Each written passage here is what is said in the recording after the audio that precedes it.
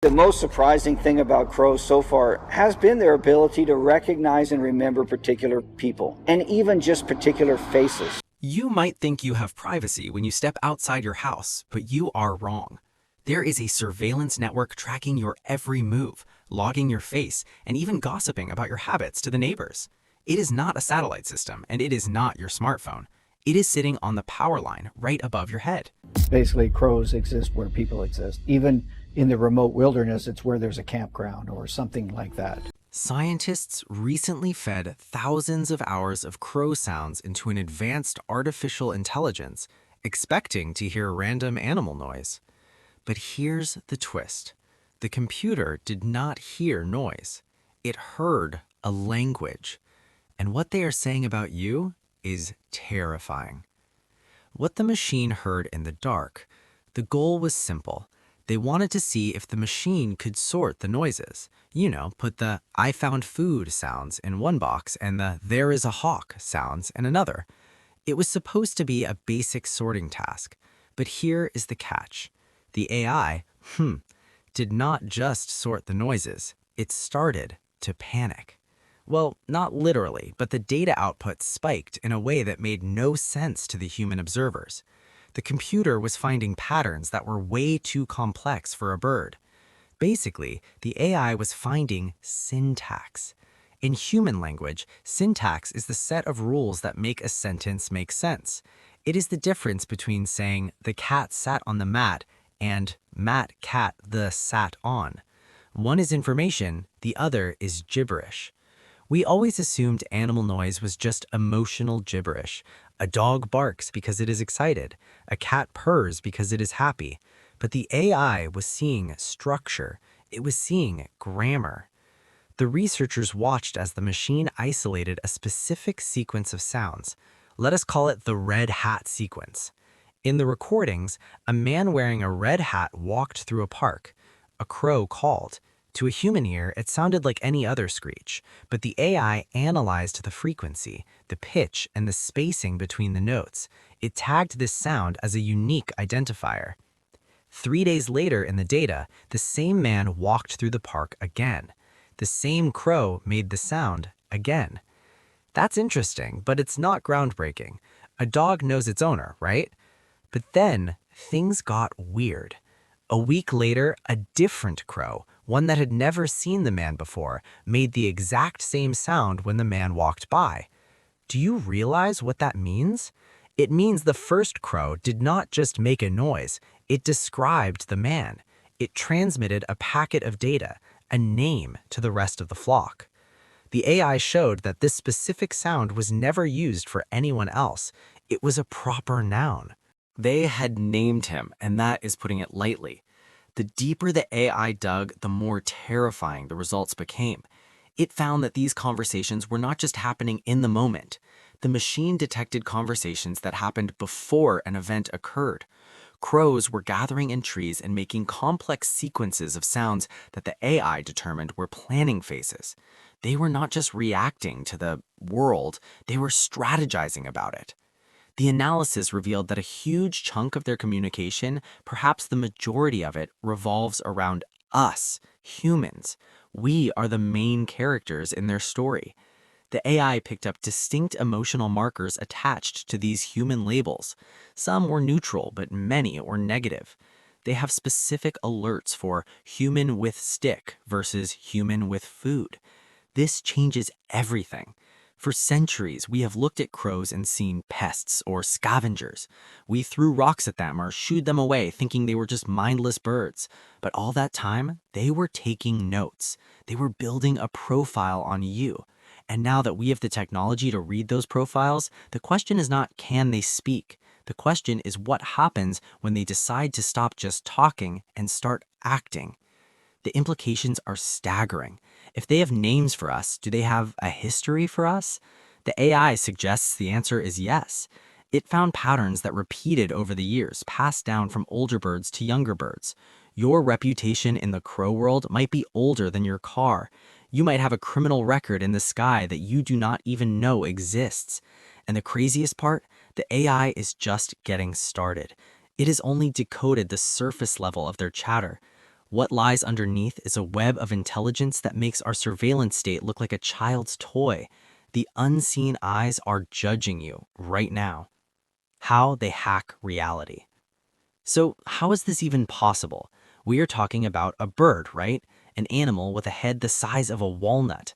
It does not seem physically possible for a creature that small to have a language that complex. But here's the deal. We've been measuring intelligence wrong for a very long time. We used to think the cerebral cortex was the only thing that mattered. That's the wrinkled outer layer of the brain that humans have. It's where we do our thinking, our planning, and our math.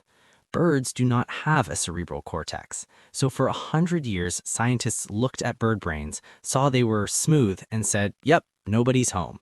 But nature is tricky. It turns out birds evolved a completely different structure called the pallium. It looks different, but under a microscope, the neurons are packed in there so tightly it's ridiculous. A crow's brain is basically a supercomputer compressed into a USB drive. Weight for weight, their brain is just as powerful as a chimpanzee's. That's why scientists have started calling them feathered apes. Let's look at the New Caledonian crow. This bird is the Einstein of the avian world. Most animals, if they want to eat, they just use their mouths or claws. But these crows make tools, and I don't mean they just pick up a stick. They craft tools. There's a specific plant called the Pandanus. It has long, spiky leaves. Scientists have filmed these crows flying down, landing on the plant, and performing surgery. The crow will snip into the leaf, then tear it in a stair-step pattern. They are manufacturing a saw. They create a jagged edge that is perfect for hooking bugs out of deep holes. This is not accidental. This is engineering. They have a design in their head and they execute it. If the tool breaks, they fix it. If they can't find the right leaf, they improvise with wire or twigs. But the real mind blower is the water displacement test. You might know the old story of the crow in the pitcher. The bird dropped stones in a jar to raise the water level and drink. Researchers thought, let's see if that is actually true. They put a tube of water in front of a crow with a floating treat inside. The crow could not reach the treat. They left a pile of heavy stones and a pile of light floating styrofoam nearby. A dumb animal would just throw everything in the tube. But the crow, it looked at the stones. It looked at the styrofoam. It paused. Then it picked up the heavy stones and dropped them in one by one. It ignored the styrofoam completely. It understood the physics of density and displacement. It knew that the floating object would not help. It solved a physics problem in seconds that would take a human toddler 10 minutes to figure out. And get this, they also understand cause and effect. In another test, crows were shown a puzzle box where they had to push a lever to get food, but the lever was hidden. They had to use a stick to push a hidden button that pushed the lever. They figured it out. They can create mental maps of how machinery works just by looking at it. So when the AI tells us these birds have a language, we should not be surprised. They have the hardware for it. They are not operating on instinct. They are operating on logic. They are analyzing the world, testing it, and bending it to their will. The scary thing is not that they use tools, it's that they look at us and see us as just another part of the puzzle to be solved. They know how to manipulate objects, so why wouldn't they learn how to manipulate us? They have the brain power to do it. They are unlocking the physics of our world. Wanted posters in the trees. It's not just that they're smart, it's that they hold a grudge. And this is where the story gets personal. If you think you can mess with a crow and just walk away, you are making a massive mistake. Back in 2006, a researcher named John Marsleff at the University of Washington decided to test this. He wanted to know if crows could recognize individual human faces, but he didn't want to get attacked himself, so he bought a mask, a caveman mask to be specific. He put on the caveman mask and went out to capture and ban some crows on campus. He was not hurting them, just tagging them for science. But the crows hated it. They screamed, they fought, and they were released. Then Mars took the mask off and went back to his normal life. He also had a control mask, a mask of Dick Cheney, a vice president at the time. When he walked around wearing the Dick Cheney mask, the crows did not care. They ignored him. But the moment he put the caveman mask back on, chaos. The crows dive-bombed him, they scolded him, they followed him across campus screaming. Okay, you might think, so what? The 7 birds he caught remembered him. But here's the catch. It wasn't just those 7 birds. As the days went on, the number of crows attacking the caveman mask grew. First it was 7, then it was 20, then it was 40. Birds that had never been captured, birds that were not even born when the experiment started, began attacking the mask. Mars walked onto that campus 5 years later wearing the mask. 5 years, and the crows still attacked him. The birds that had originally been trapped were mostly dead by then, but the new generation knew. They knew the face of the enemy. This proved something terrifying. The crows had described the face. They had communicated the specific visual features of the dangerous human to their friends, their neighbors, and their children. They had essentially put up a wanted poster in the sky. The AI study we talked about earlier supports this perfectly. Remember the red hat sequence? That's the audio version of what Mars Left saw. The crows have a digital database of faces stored in their collective brains. They look at your distance between your eyes, the shape of your nose, the way you walk. And it's not that simple though. They can differentiate between you and your neighbor. If you feed them and your neighbor throws rocks at them, they will swoop down to greet you and then fly over to poop on your neighbor's car. They know the difference. They are constantly updating this database.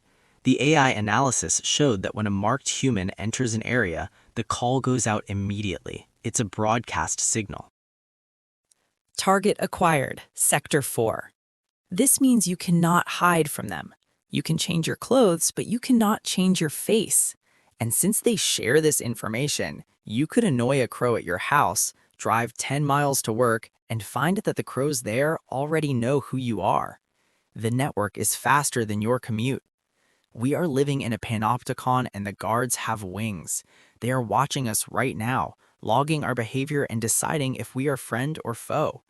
And once you are on the bad list, there is no appeal process. You are marked for life. Your face is their data. Crime and punishment in the air. If you think their facial recognition is creepy, wait until you hear about their culture. Because that is what this is. It is not just biology. It is a society with rules, laws, and even funerals. When a crow dies, the flock does not just fly away. They gather. If you have ever seen it, it is chilling. One bird finds the body and gives a specific call. Then silence falls. Dozens of crows will land in the trees surrounding the fallen bird. They do not eat it. They do not attack it. They just watch. Scientists used to think this was grief, and maybe it is, but the AI suggests it's something more practical and more intelligent. It is a crime scene investigation. The crows are analyzing the scene. They are looking for clues. Was it a cat? Was it a car? Was it a human with a gun? They are gathering data on the threat so they can distribute that information to the living. The AI detected specific low-frequency sounds during these funerals that seem to encode the cause of death. They are writing an obituary that doubles as a warning label. And get this, they have a justice system. Researchers have observed crow courts. A bird that steals food from a younger member or breaks the social rules will be surrounded by the flock. They will scream at it, peck at it, and sometimes exile it. They enforce social order. This judgment extends to us, too. The AI analysis found that crows can distinguish between a human holding a stick and a human holding a gun. They can even tell the difference between a hunter looking up at the trees and a hiker looking down at the path. In one incredible part of the study, the AI noticed that the alarm call for human with weapon was totally different from human with umbrella. They understand the intent of the object you are holding. If you walk out with a broom to sweep, they stay put. If you walk out with a broom to swing at them, they vanish before you even raise your arm. They are reading your body language better than you can read theirs. The crazy part is the gift giving. We mentioned the bad list, but there is also a good list. People who feed crows regularly have reported receiving gifts, shiny beads, pieces of colored glass, even coins. The AI found that the vocalizations used around these good humans are softer, higher pitched, and filled with what looks like affection. They are paying you. They understand the concept of trade. food for loyalty, food for protection. They are engaging in a cross-species economy. This level of social complexity, funerals, courts, trade, threat assessment, means they are not just animals surviving in our world. They are a parallel civilization living on top of ours. They have their own laws, their own history, and their own public enemies. And right now, the AI is telling us that they spend a huge amount of their time debating which one of those categories you fall into. They are holding a trial for you. They know we are listening. Here is where it all comes together and where it gets truly sci-fi. We have talked about how they spy on us, but we need to talk about how they share that data across the world. The AI study mapped crow sounds geographically. What they found was mind-blowing. Crows have dialects. A crow in New York sounds different from a crow in London. That makes sense. But the AI found that specific words like the alarm for a hawk or the label for a food source travel across these dialects like a viral meme. A new call might start in a suburb of Chicago. 6 months later, that exact same vocal pattern shows up in St. Louis. It jumps from flock to flock, traveling hundreds of miles. It is an analog internet. They are relaying information across the continent. This means that if a new threat emerges, say a specific type of drone or a new kind of trap, the knowledge of that threat can spread faster than the object itself. They are upgrading their software in real time. They are learning from each other's experiences without ever meeting.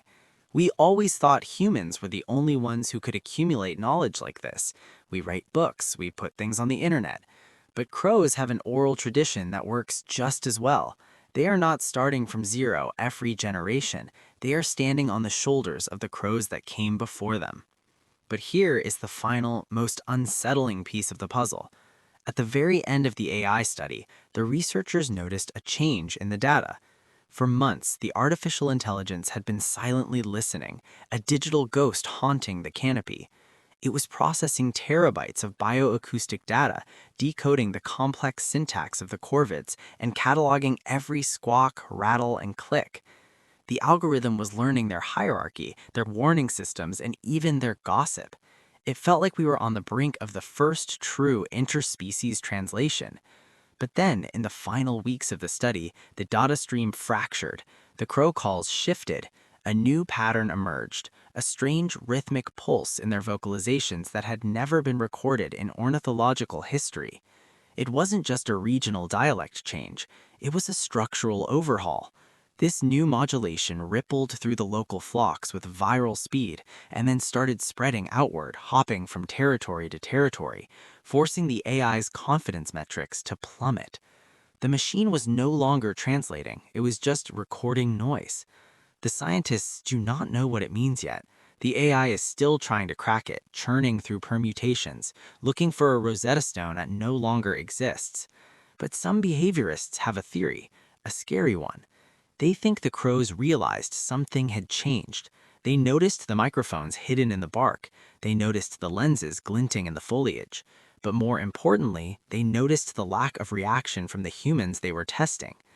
Crows are known to test boundaries, dropping nuts in front of cars, teasing predators to gauge reaction times.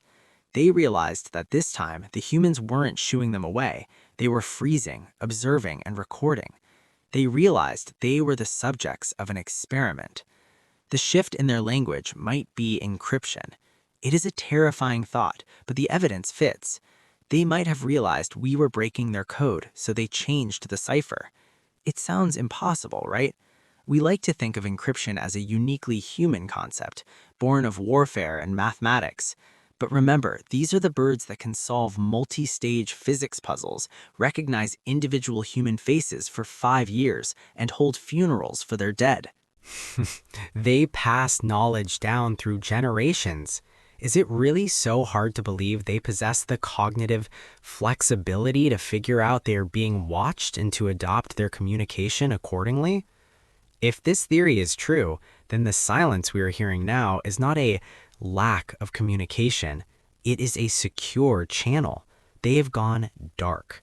They know we are listening, and they have decided to take the conversation private. The chaotic noise the AI is recording now is likely just interference, chatter meant to confuse the listener while the real information is passed on a frequency or through a method we haven't even thought to look for yet. And that leaves us with one final chilling thought. If they are smart enough to know we are listening and smart enough to hide their speech, what are they saying in the shadows? What are they planning now that they know we know? The dynamic has fundamentally shifted. We are no longer the invisible observers looking down at simple creatures. The glass of the terrarium has been topped from the inside.